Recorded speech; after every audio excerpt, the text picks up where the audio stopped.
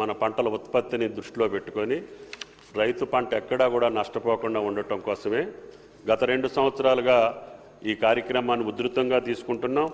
ఇంకా అవసరమైన కాడికి స్ట్రాటజిక్ లొకేషన్స్ ఉన్న దగ్గర అవసరం ఉన్న కాడ గోడౌన్లు ఇవ్వటానికి కూడా ఈ ప్రభుత్వం ముందుకు వెళ్తుందని చెప్పి విజ్ఞప్తి చేస్తున్నా అధ్యక్ష. అదేవిధంగా డ్రిప్కి సంబంధించి స్ప్రింక్లర్కి సంబంధించి మాణిక్రావు గారు కసిరెడ్డి గారు అడిగారు. ఆయా జిల్లాల్లో ఇప్పటికే పెద్ద మొత్తంలో ఇస్తున్నాం. అన్ని పంటలకి డ్రిప్ స్ప్రింక్లర్ వాడుతున్నారు కాబట్టి తప్పకుండా ఆయా రైతాంగానికి ఇచ్చే ఏర్పాటు చేస్తాం. మాణిక్రావు గారు కోల్డ్ స్టోరేజ్ గురించి అడిగారు, దాన్ని తప్పకుండా పరిశీలిస్తానని చెప్పి విజ్ఞప్తి చేస్తున్నాం.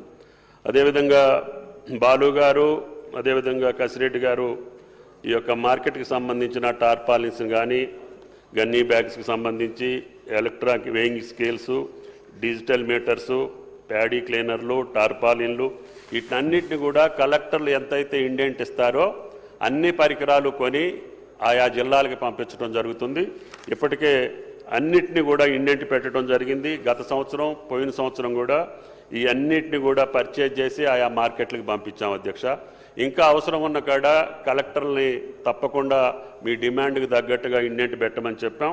ఈ పరికరాలన్నింటినీ కూడా మార్కెట్లో ఉండేటట్టుగా ముఖ్యంగా గన్నీ బ్యాగ్స్కి సంబంధించి సివిల్ సప్లైస్ మినిస్టర్ గారు చూస్తుంటారు. అయినా సరే రైతులకు సంబంధించి ఇంత పెద్ద మొత్తంలో ఎప్పుడు కూడా మనం ధాన్య సేకరణ కానీ ఇతర పంటల యొక్క సేకరణ ఎప్పుడు జరగలేదు అధ్యక్ష. అయినా సరే అకాల వర్షాలకి రైతు నష్టపోకుండా ఉండటం కోసం పెద్ద మొత్తంలో ఈ ప్రభుత్వం ఖర్చు పెట్టి ఎన్ని లక్షల మెట్రిక్ టన్నులు పండించినా కొనుగోలు చేసి వాళ్ళని రైతాంగాన్ని కాపాడుతున్నటువంటి ప్రభుత్వానికి తప్పకుండా మీ యొక్క సహాయ సహకారాలు ఉండాలి.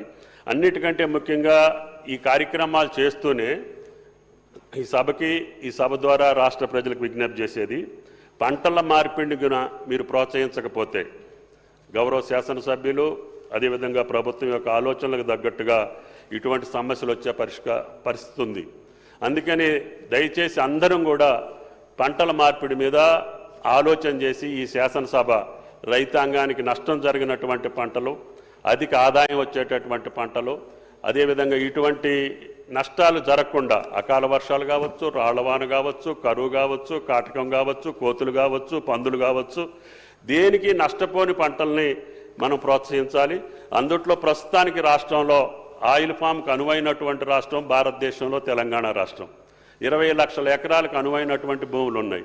కాబట్టి దయచేసి శాసనసభ్యులు అందరం రైతులను ప్రోత్సహించి ఆ పంట వేసుకుంటే ఈ కష్టాలతోటి పాటు రైతుల కష్టాలు తీరే అవకాశం ఉంది. తప్పకుండా ఈ చేస్తూనే ఉంటాం.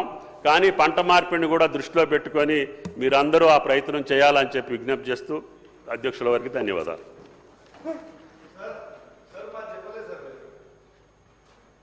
అసెస్మెంట్ జరుగుతుంది కౌశిక్, తప్పకుండా నష్టపరిహారం ఇవ్వడం జరుగుతుంది.